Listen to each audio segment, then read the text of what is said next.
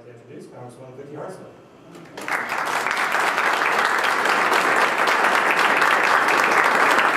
Thank you so much. Thank you. You hear this?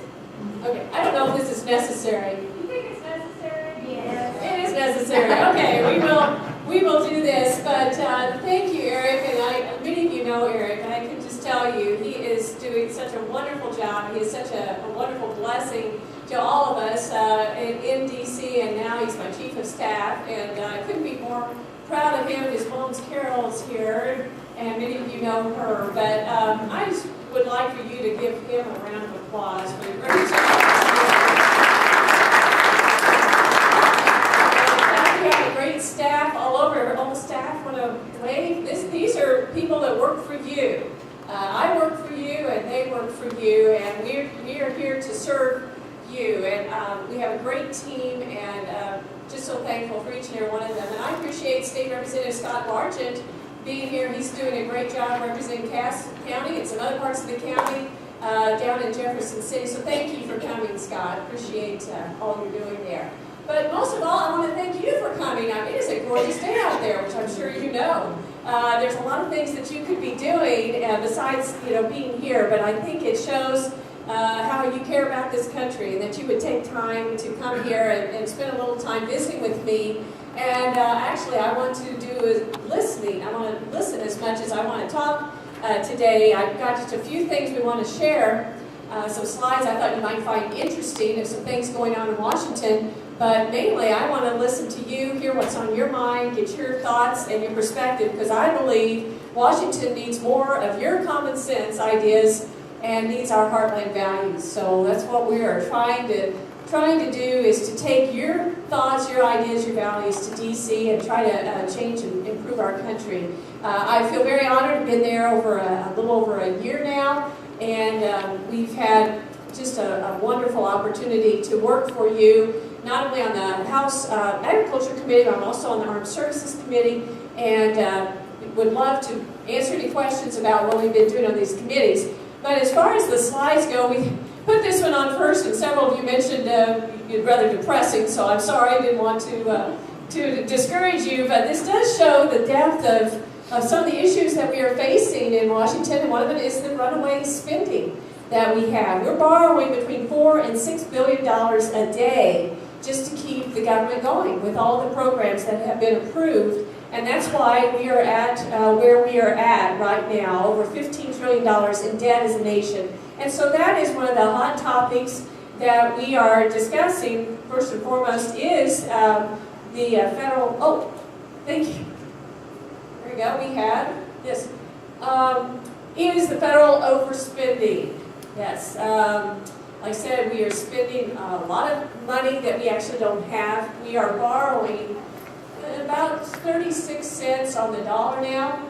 For every dollar we spend, 36 cents of it is borrowed. And at home, you couldn't keep doing that. Our debt, this $15 trillion debt, equals now our GDP. So the value of our goods and services equals the amount of money that we owe. And that'd be like you and I, if we had a credit card bill that equaled our yearly salary. And that would be bad. Right? And that's where we're at as a nation. It's unsustainable, and you can go bankrupt as a country if you continue down this path. So we're trying to reverse that, and the way we are doing that is looking at the budget, looking for ways to cut, and then looking for ways to increase income. And we'll talk about that in a second. I shared this last year. I know some of you were here last year. Thank you for coming back. But I still think it's a very interesting and helpful slide to show all of us where our money is going. So I want to just very briefly go over this.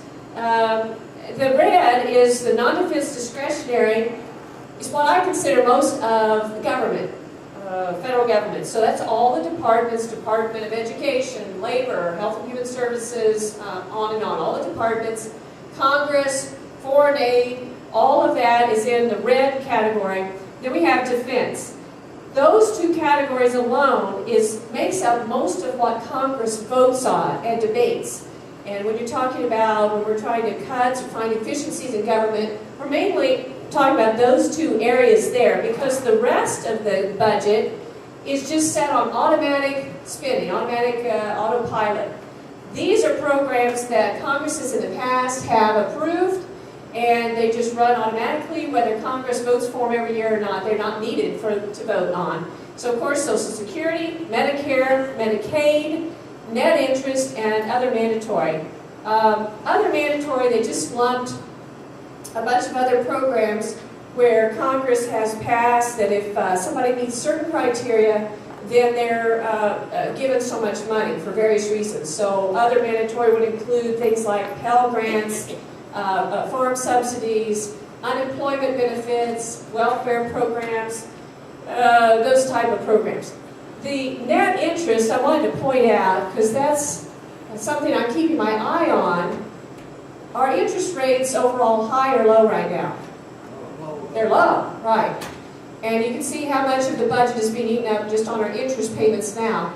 So if the interest rates go up, that could be very concerning, because that means it'll eat up a larger percentage of our budget, which will squeeze out the money for other categories. So we're going to have to keep our eye on the interest on the debt category there.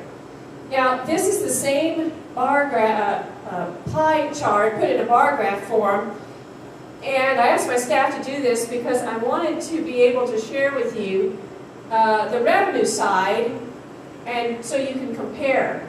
These are the same categories, different colors, but Social Security, Medicare, Medicaid, other mandatory, national defense, other discretionary, and net interest. This is how much money came in the same year. This is 2010. So you see how much came in for Social Security. Oh, that helps. That's nice. No. Social Security and how much went out. Can you see which one is bigger, the in or the out? Yeah. Last year we passed a threshold in our country, which is pretty significant. For the first year, there was more money going out of Social Security than coming in. And so the Social Security trustees are starting to call in their IOUs from the government, from the excess funds that have been invested over the years, and the general revenue is paying that back. Then we had Medicare, how much came in, and you see how much that went out there. Of course, obviously, Medicare is a very, very important program for seniors, and a lot of people rely on it. So we have to be very careful what we do there. The concern is that the average American couple pays in about $110,000 a year, not a year, over their lifetime. The average American couple, though, is receiving about $330,000 worth of Medicare benefits. So you can see that's part of the shortfall that we're running into with Medicare and with our whole budget situation. Okay, here's income tax. Of course, April 15th is just around the corner. Okay, we can, it's not very much fun, but this is how much money came in from individual income taxes. We have corporate taxes, other, and excise taxes. So you can see there's a problem. There's not enough money that came in that went out. And something I wanted to point out, we need to redo the slide, but if we took the net interest and put it right here, I wanted you to see that to balance the budget, we could cut all of other discretionary, in other words, all of Washington. We could just shut it down, everything. Usually there's a round of applause. Anyway, but we could shut all of Washington down, as well as cut all of our national defense, and it still would not balance the budget. So just to show you the depth of what we're talking about, I've heard a lot of great suggestions from people all over the 4th District about how we can get to balanced budget. People have said, well, we need to just cut all of foreign aid, or we need to eliminate the Department of Education or Department of Energy or whatever, or we need to shut down Congress. Usually round of applause. A lot of suggestions, but just so you know, not that those aren't things maybe we could look at, but even if you cut it all out, we still would balance. So we didn't get here overnight, but we're probably not going to get out of this overnight. And this is a nonpartisan issue. I know we have Democrats here in the crowd, and we have Republicans, and we have independents. There have been Congresses for years, Republican Congresses, Democrat Congresses. We've had Republican presidents, Democrat presidents, and they all have spent too much. So that's why we are where we're at, but we just need to not put blame and decide what we want to do going forward and what we want to do for our kids and our grandkids. And so this is where we're at, and this is the challenges we're dealing with. This is how much we had to borrow, you see, just to make keep our government going in total, which averages out about $4 to $6 billion a day, and that's what you see on the debt clock going continually. Of the borrowed amount of money that we have, approximately 47%, 49%, somewhere around there, is owed to foreign countries. Foreign countries are buying our debt. And of the foreign debt, 29% of it is owned by China. So this is concerning to me. Being on Armed Services Committee, we're watching a lot of dangers around the world. There's certainly Iran has a lot of concerns. Certainly there's North Korea. But China is something that's concerning as well. And I think one reason that we need to try to pay off our debt and get to a balanced budget is because of how we're beholden to this country, to China. For instance, with the interest we pay to China on our debt, China can afford to buy 3 new Joint Strike Fighters every week with $50 million a week left over. So that's pretty sobering. Now, I'm not saying they're doing this exactly, but we do know they're building up their military, and so they're no doubt using some of that money that we're helping send over there with interest to do it. So what's the solution? Well, I think we need to get to a balanced budget. Real common sense from Cass County, we're trying to take to Washington. I mean, you and I, we balance our budgets at home, on our farms, and around our kitchen tables. Washington needs to too. So we've tried a couple things to balance budget. One, we've supported passing a balanced budget amendment. 49 states have some sort of a balanced budget amendment to their state constitution. Yet Washington doesn't. And some people in Washington say, well, we don't need a balanced budget amendment. We can have the self-control to balance it ourselves.